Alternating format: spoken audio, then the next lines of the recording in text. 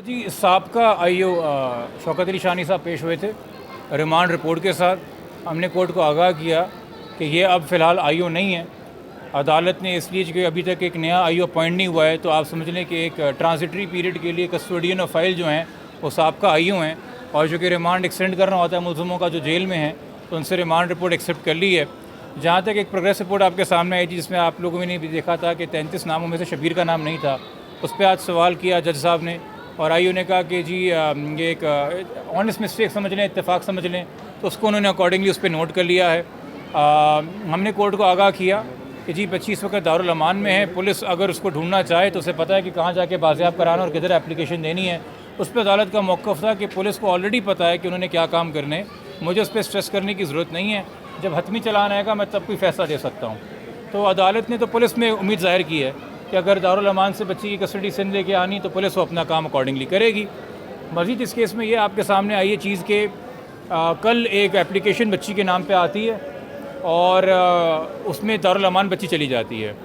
यहाँ पे बताना ज़रूरी है कि जब आप मुलज़िम को गिरफ़्तार करने के लिए निकल रहे हैं और मुलज़िम को पता है कि घेरा तंग हो रहा है, तो वो ये नहीं चाहता कि जब पुलिस मुझे पकड़े या पाए तो बच्ची मेरे पास से बाज़ियाब हो। वो एक मज़ीद डायरेक्ट एविडेंस होता है ऑन द रिकॉर्ड। तो एक बच्ची को एक खिलौने की तरह, एक प्रॉप की तरह जब चाहा अपनी कैद में रख लिया, जब चाहा डिस्कार्ड कर दिया। तो उसको अबैंडन करके ख़ुद से एक वकील करवा के एक एप्लीकेशन फ़ाइल करवाई गई जिसमें मौक़िफ़ इख्तियार किया गया अब दरख्वास्त में कि मेरे अपने, जिसको हम मुबैना ख़ावंद कहते हैं, ताल्लुकात नाखुशगवार हैं, मैं अलहदा होकर अकेले एक रात कहीं रिश्तेदार के यहाँ गुजारी है बड़ी मुश्किल से, मेरा कोई नहीं है। और फिर वालिदैन के हवाले से जो बयान 2-3 महीने से पहले से बच्ची से दिलवाए जा रहे थे वही आगे रिपीट कर दिए। मगर सवालिया निशान ये था कि जिस ऑर्डर के तहत बच्ची को भेजा गया है, उस ऑर्डर में जज साहब ने ओरिजिनली हर जगह लगाया कि बच्ची शौहर के खौफ से और शौहर से बच के दारुल अमान जाना चाहती है। उसको फिर काट के पेन से अमेंड करा के पेरेंट करवाया है। चलें हम मान लेते हैं कि जी वो पेरेंट ही था, शौहर गलत लिखा।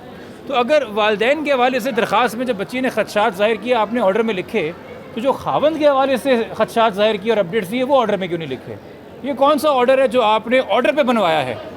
मैं तो ये कहूँगा, क्योंकि या तो फिर एप्लीकेशन पूरी रिप्रोड्यूस की जाएगा, जज साहब ये काम कर रहे हैं, ये सवालिया निशान होगा मैजिस्ट्रेट साहब के सामने जिन्होंने ये ऑर्डर दिया है। दूसरी बात इसमें ये है, आपको एक ख़बर आई उड़ती उड़ती, हमारे पास कोई नोटिस तो नहीं आया कि मुल्तान बेंच से 22 जुलाई तक के लिए जो एक राहदारी बेल हासिल की गई है। अच्छा, कानून 3 चीज़ों पे वाज़ेह है। एक तो ये कि जब आप बेल अप्लाई करते हैं, आप पे फ़र्ज़ है कि आप उस अदालत को बताएं कि आपने यहाँ से पहले भी कोई बेल अप्लाई की है। दूसरा ये कि अगर आपकी कोई बेल डिनाई करता है या डिसमिस करता है या आप कोई विड्रॉ करते हैं तो दूसरी बेल भी आप उसी अदालत में फ़ाइल करते हैं ताकि वो जज सुने। तीसरी बात ये है कि आपको जो प्रोटेक्टिव बेल दी जाती है, चूँकि वो एक्सेप्शनल रिलीफ होता है,